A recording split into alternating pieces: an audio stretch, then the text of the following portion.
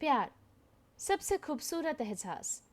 पर अमरोहा में प्यार का एक ऐसा रूप लोगों के सामने आया कि लोगों का प्यार से भरोसा डगमगा गया।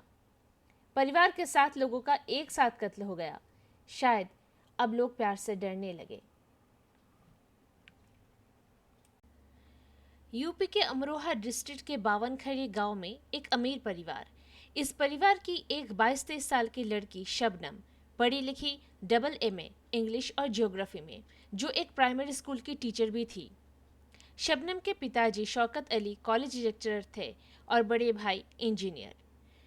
गांव के लोग इस परिवार को बहुत मानते थे, बहुत पसंद करते थे, खास करके शबनम को। शबनम के घर के पास एक लकड़ी की दुकान थी जहां सलीम काम किया करता था। सलीम और शबनम में प्यार हो जाता है। शबनम जहां अमीर घर से थी, काफ़ी एडुकेटेड थी, वहीं सलीम का आर्थिक स्थिति अच्छा नहीं था और पढ़ाई उसने सिर्फ 5वीं तक ही की थी। समय के साथ साथ दोनों का प्यार परवान चढ़ता रहा। शबनम और सलीम दोनों छुपते छुपाते मिलते रहे। जब शबनम के फैमिली को ये पता चला तो स्वाभाविक रूप से वो बेहद नाराज हो गए। शबनम के लाख कहने पर भी उनका रिश्ता परिवार वालों ने स्वीकार नहीं किया। यहाँ तक कि शबनम का कहीं अकेले आना जाना रोक दिया गया। शबनम समझ गई थी कि अगर उसे सलीम के साथ रहना है तो बाकी परिवार वालों से रिश्ता तोड़ना होगा या उन्हें मारना होगा। कहानी शुरू होती है एक ऐसे काली रात से जब शबनम के जिंदगी में दुखों की पहाड़ टूट पड़ती है। उस रात शबनम अपने घर के छत पे सो रही थी। हल्की सी बारिश होने पर उसकी आंख खुली तो नीचे घर से कुछ जोर की आवाज उसके कानों तक पहुंची। वो घबराई और दौड़कर नीचे भागती है। जो नज़ारा उसके सामने आती है उसे वो कांप जाती है। उसके घर के सारे लोग, जिनमें उसके पापा, मम्मी, भाई भाभी, छोटा भाई, कज़न सिस्टर और भाई का 10 महीने का बच्चा मारे जा चुके थे। सब खून से लथपथ थे।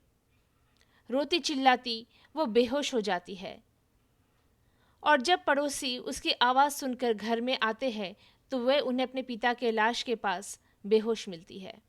पुलिस को बुलाया जाता है और छानबीन शुरू होती है, पर पुलिस के हाथ कोई सबूत नहीं लगता। फैमिली में बचा हुआ एकमात्र शबनम को भी पुलिस ज़्यादा पूछताछ नहीं कर पाती। पूछने पर शबनम बस इतना बताती है कि उसके घर कुछ लोग घुस आए थे जिन्होंने इतना खौफनाक काम किया। 2 दिनों के बाद भी पुलिस के हाथ कुछ नहीं लगता। पुलिस कुछ कर नहीं पा रही थी और लोगों में चिंता, दहशत और गुस्सा फैलता जा रहा था। उस समय के सीएम सुश्री मायावती जी अमरोहा पहुंचती है और ये ऐलान करती है कि वो शबनम को 5 लाख रुपए देगी क्योंकि वो बेसहारा अकेली रह गई थी। केस सॉल्व नहीं हो पा रहा था। मीडिया ने इस केस को ऐसा फैलाया कि लोगों का गुस्सा प्रशासन के खिलाफ बढ़ता गया। इस कारण वहां का एसएचओ को भी ट्रांसफर किया जाता है और नए एसएचओ मिस्टर आरपी गुप्ता वहां पहुंचकर सारा कार्यभार संभालते हैं। आरपी गुप्ता जी के इन्वेस्टिगेशन के दौरान 2 ऐसे पॉइंट सामने आते हैं जिससे पूरे इन्वेस्टिगेशन का रुख बदल जाता है। पहली रिपोर्ट, जो कि पोस्टमार्टम का था, उसके अनुसार गला काटने से पहले इनके खाने में बेहोशी की दवाई मिलाई गई थी, बाद में गला काटा गया था। सेकेंडली, ये भी पता चलता है कि घर की दीवारें 14 फीट के आसपास लंबी थी, तो कोई आसानी से इन्हें पार नहीं कर पाएगा। पाइप्स भी चेक किए गए। पाइप्स इतने पतले थे कि ये समझा जा सकता था कि इनसे चढ़ के किसी का भी आना जाना नामुमकिन था। किसी के वजन से पाइप्स इजीली टूट सकते थे। पड़ोसियों से पूछताछ करने पर यह पता चला कि उस समय छत का दरवाज़ा बंद रहता था। शबनम से फिर से पूछताछ की गई।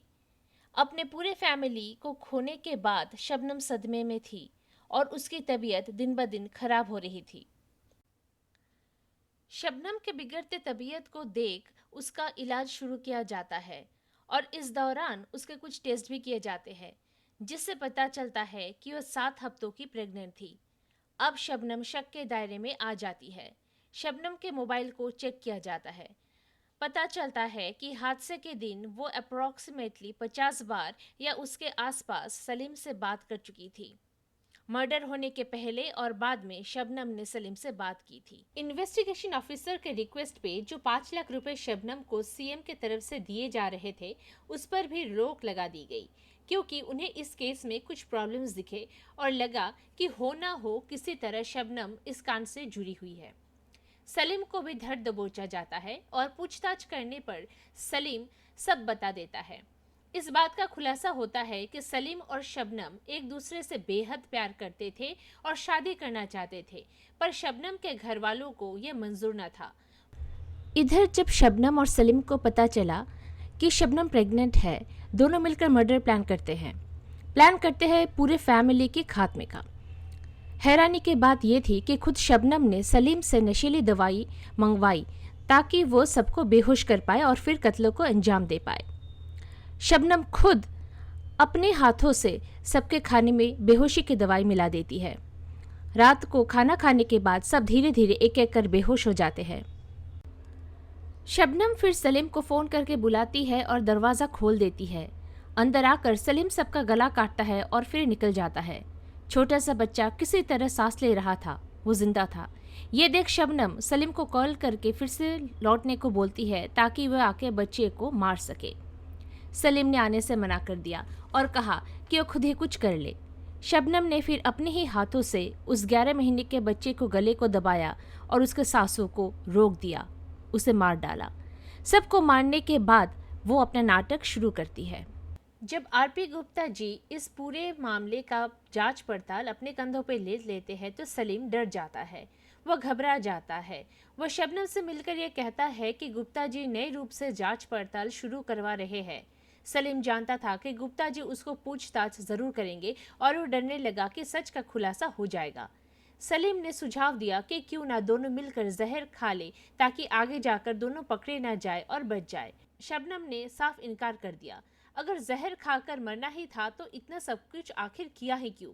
वह पूरा दोष सलीम पे डाल देती है। शबनम का यह कहना था कि उसके घर वालों को सलीम ने मारा है अपने हाथों से, उनके गले पे वार उसने किया, तो इसमें वो क्या करे? शबनम ये कहती है कि इस पूरे मामले में उसका कोई कसूर नहीं है और अगर जहर खाना ही है तो सलीम अकेले खाए। सीधे शब्दों में शबनम ने सलीम का साथ देने से साफ इनकार कर दिया। सलीम ने आखिरकार पुलिस को सब कुछ कह दिया।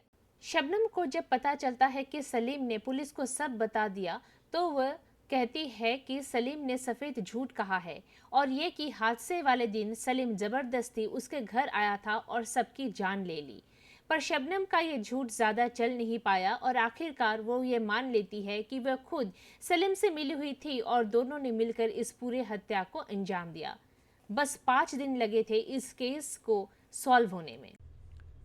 सेशन कोर्ट शबनम और सलीम दोनों को फांसी की सज़ा सुनाती है। दिसंबर 2008 को शबनम ने जेल में ही अपने बेटे को जन्म दिया।